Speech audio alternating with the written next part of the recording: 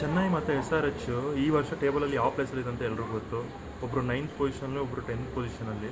So ಅವ್ರ coaches ಆದ Daniel ವಿಟೋರಿ ಮತ್ತು ಸ್ಟೀಫನ್ ಫ್ಲೆಮಿಂಗ್ ಏನು ಹೇಳಿದ್ದಾರೆ ಅಂದರೆ, ರಿಪೋರ್ಟರ್ ಕೇಳಿದಾಗ ಲಾಸ್ಟ್ ಇಯರ್ RCB ಹೇಗೆ ಕಮ್ ಬ್ಯಾಕ್ ಮಾಡಿದ್ರು 2024 ಬ್ಯಾಕ್ ಟು ಬ್ಯಾಕ್ 6 ಮ್ಯಾಚಸ್ ಗೆದ್ದು, ಸೊ ಅದೇ ಬ್ಲೂ ಪ್ರಿಂಟ್ನ ನಾವು ಫಾಲೋ ಮಾಡ್ತೀವಿ ಅಂತ.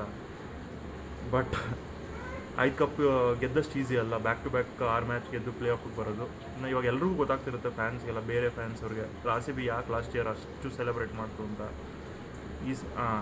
ಚೆನ್ನೈಗೆಲ್ಲಂತೂ ಆಗಲ್ಲ ಬಿಡಿ, ನೆನ್ನೆ ಮ್ಯಾಚ್ ಹೋದ್ಮೇಲೆ SRH ಮೇಲೆ.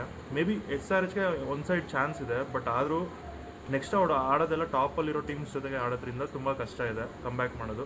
ನೋಡೋಣ ಏನು ಮಾಡ್ತಾರೆ ಅಂತ. ಬಟ್ RCB 5 ಕಪ್ಪು ಗೆದ್ದಿರೋರು RCBನ ಫಾಲೋ ಮಾಡ್ತೀವಿ ಅಂದ್ರಲ್ಲ, ಅದು RCB ಗತ್ತು.